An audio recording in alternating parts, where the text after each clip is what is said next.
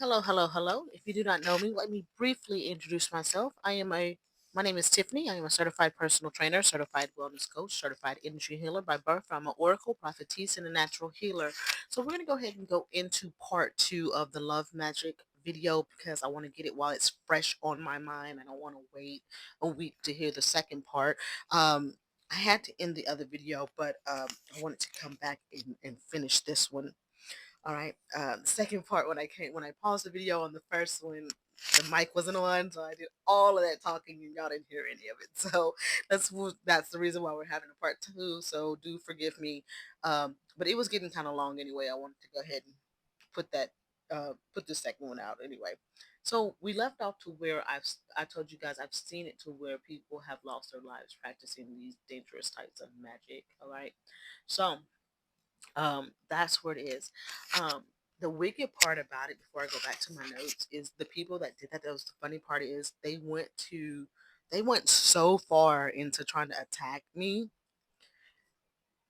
over and over, going harder and harder each time. They kept digging themselves in a deeper hole, kept getting demonic contract after demonic contract to try to accomplish a goal, not realizing they were so deep in it that they were so deep in it that there was almost impossible way out. The only way that they could get out was making themselves an enemy of the Most High and losing their life. And that's the sad part. Another wicked part about that is the people that do these type of things, especially to the chosen ones or to the people, highly anointed people. They do that to them over and over again. They could be a stranger. They don't even have to know you. You could have never seen them a day in your life, never did anything to them, and they still feel the need, the temptation to do this. And it's really sad. They don't realize that they're being tricked and used to potentially harm a chosen one, but most likely you won't. So a lot of times it claims their soul, it claims their life force, it claims their life. And it's really sad.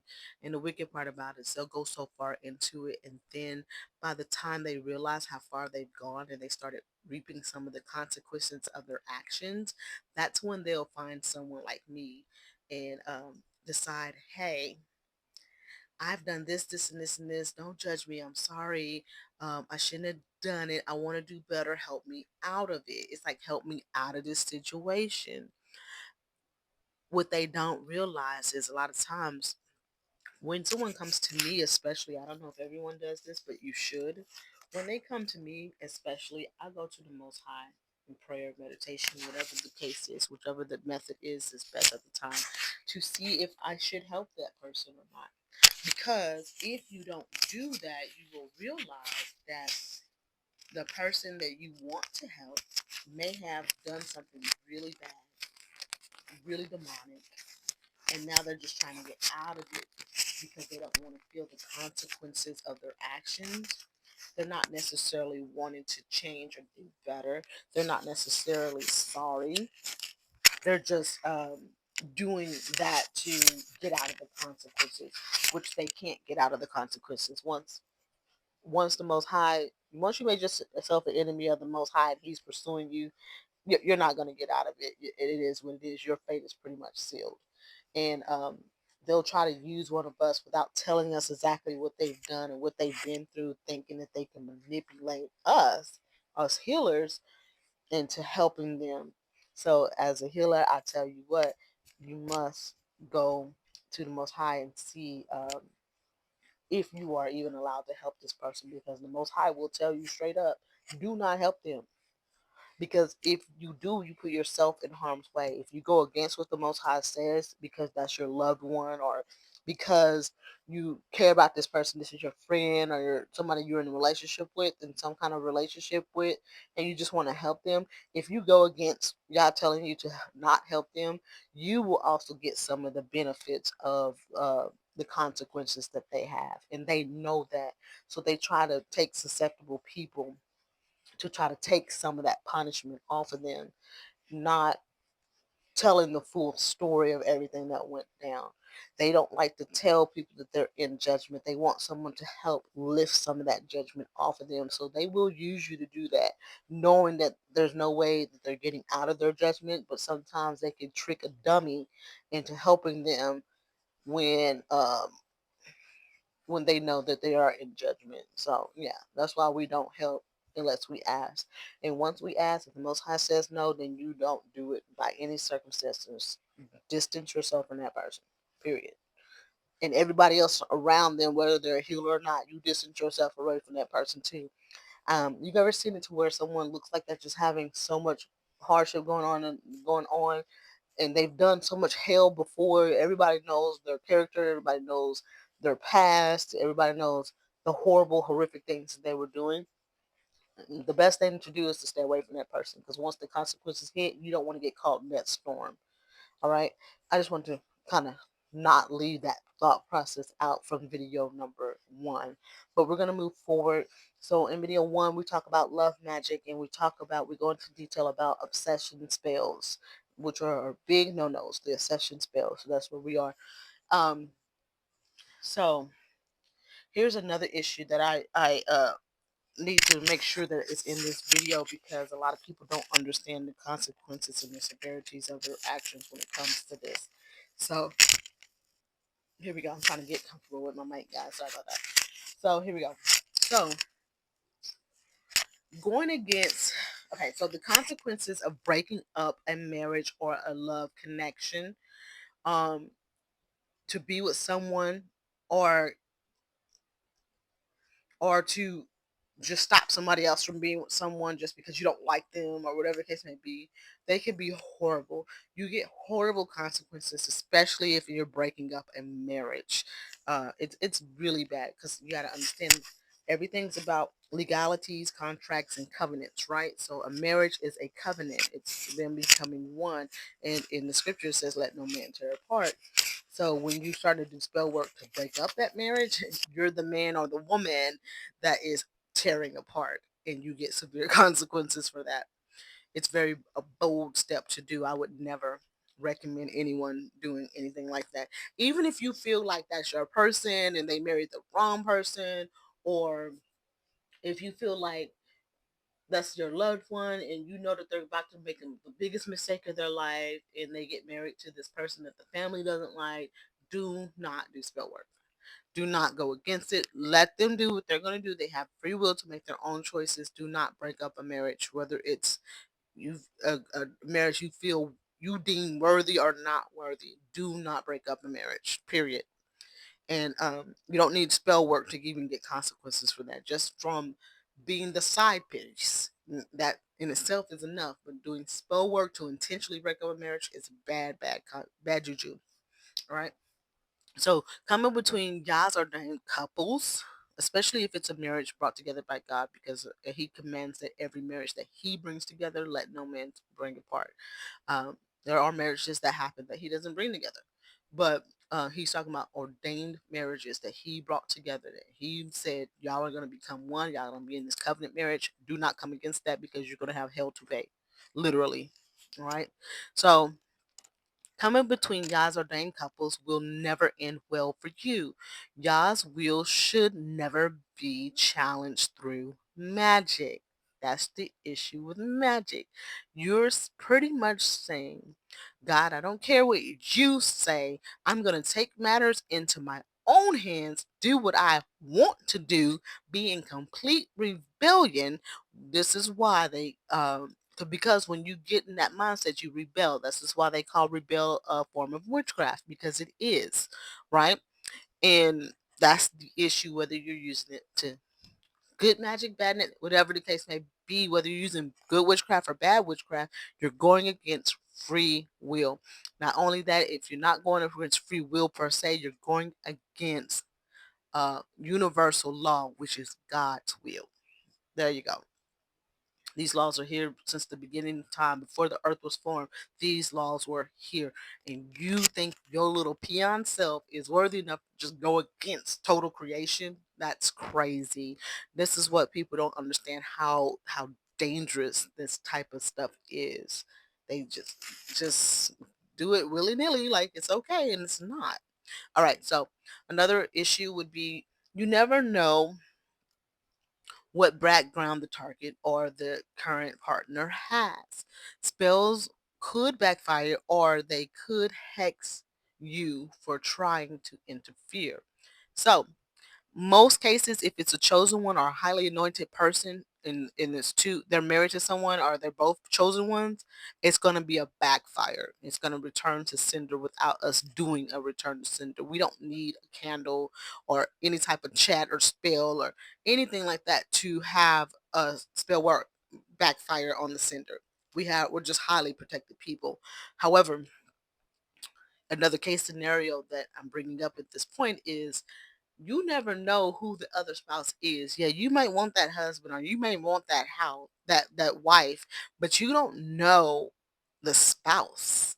A lot of times I've seen it very common where a woman, let's say for instance, a woman, she'll do spell work to get someone's husband, someone she's enamored with, someone she's in a side relationship to, and she wants to get rid of the wife and just have the husband.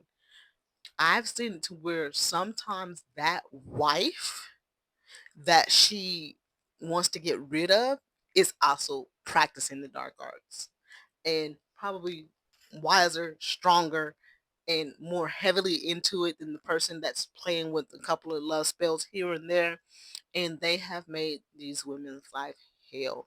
And I've seen it to where side chicks have been put underground for this type of behavior based on the wife being a bigger, badder practitioner and just able to just totally mess this woman's life up for coming for her marriage. She didn't initiate it. She didn't like do all that, but you came for her husband, so she came for you.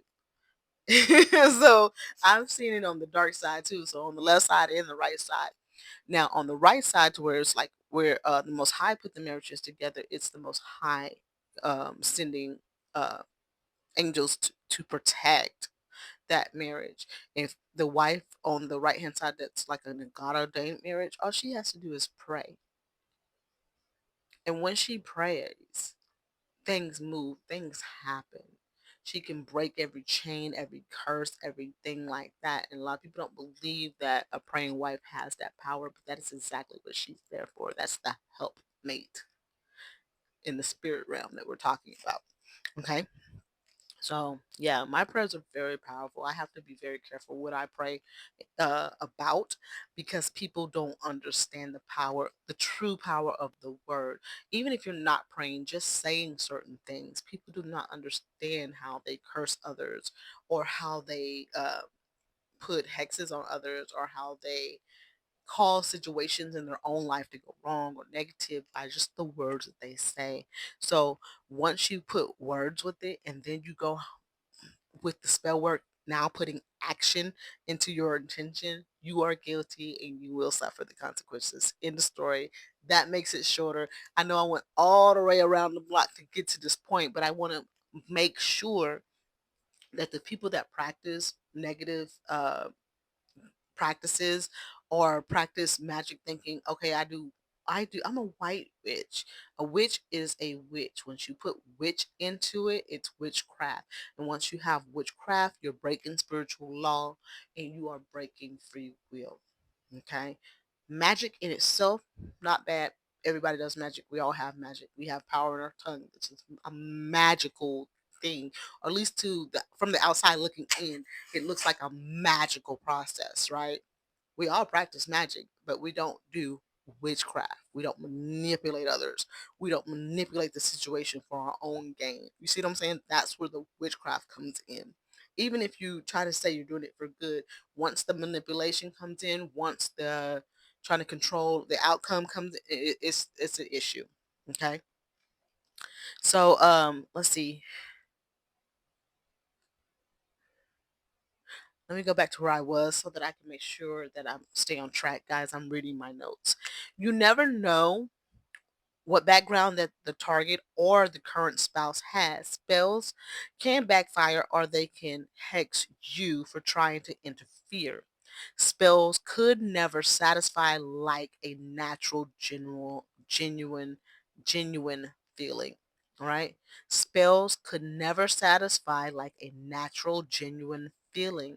You should choose you should choose therapy if you are willing to go through magic to gain someone's affection. That was all me, guys. Choose therapy. Don't choose obsessive magic or love magic or blood magic. Just choose therapy. Heal yourself. That's how I see it. So I will always put that in there. Give me a second here. Let me make sure I don't have anything else to add to this.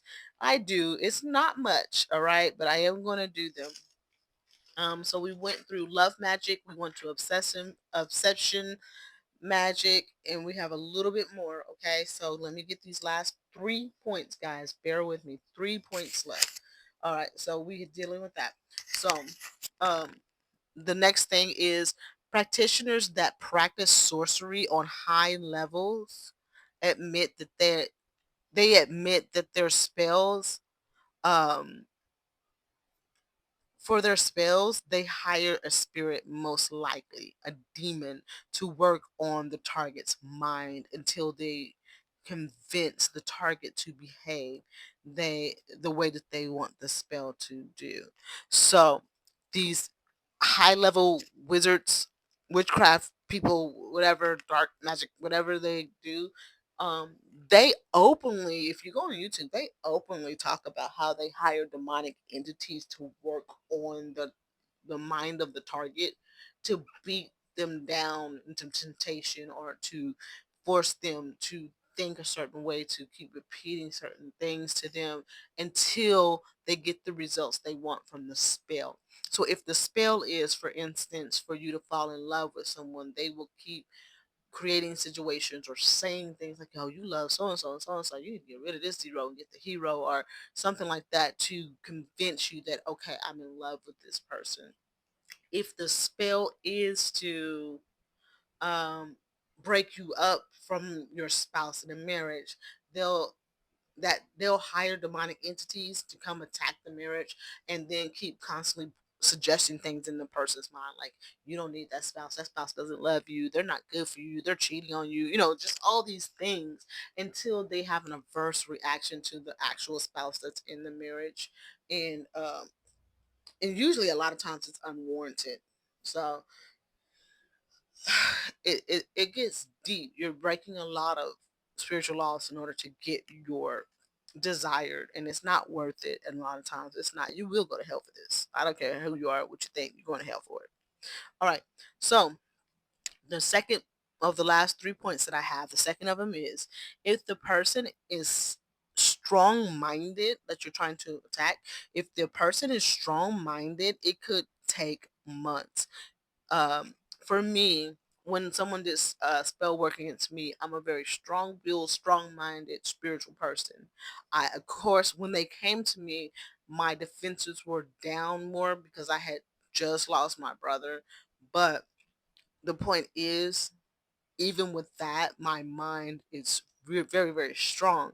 So it took them 6 months to start getting the results of the spell work they wanted. It took them working on me daily, daily, daily for 6 months. Not only just them, they hired two other people to do it, and it still took them 6 months. So it was, you got to be careful who you're messing with because some people are strong willed, strong minded, and spiritually highly anointed. All right, highly anointed and highly protected. So you got to be careful. It's usually, in order to get to a chosen one, and you don't fully ever get us, it has to be to where we're in a situation to where like we lost someone we truly love, or we're in a bad way, like we lost our home and we were homeless. And it's usually times like that where they can get some traction in their spell work, but not much. They don't get much because it's just enough to for the Most High to train us. It's enough for us to feel what that feeling feels like and then easily overcome it and never have to deal with it again. So the Most High uses it for training when it comes to us. It never will be intended to harm us. It will never come full force. Like if you ever seen someone do spell work on other people and they've done this spell 20 times and it worked 20 times. So they go to do it again the 21st time, but they choose the chosen one and it doesn't work. Yeah, that's usually how that works. But yeah, anyway, I'm gonna go back to this. So yeah, so If the person is strong minded, it could take months. But if the person is strong minded and highly protected, this is the chosen ones I was talking about. It still takes a long time with a strong willed, strong minded person. But if they're strong minded and highly protected, it will not work at all. Okay, this is coming from a actual witch. They know it does not work at all. At least the ones that practice sensibly, they know that not to attack certain people. And in this case, the spell usually just backfires to the person that paid for the spell. A lot of times people pay practitioners to do spell work on someone because they're too powered to do it themselves. And they think just because they paid someone else to physically do the spell work for them that they will be absolved from any accountability. That is not true. You are still held accountable just like the person that is doing it, probably more than the person that's doing it because you are asking them to do it. Not only are you asking them, you're putting your energy behind it by paying them, saying that I am in complete agreement to what you're doing. So therefore, you are held accountable to just as much, if not more. And people don't understand that. So yeah. So the person that's doing it, that's paid to do certain things, like they said, if they don't check in to see if this person is to make sure that this person is not highly protected, they're going to get harmed too.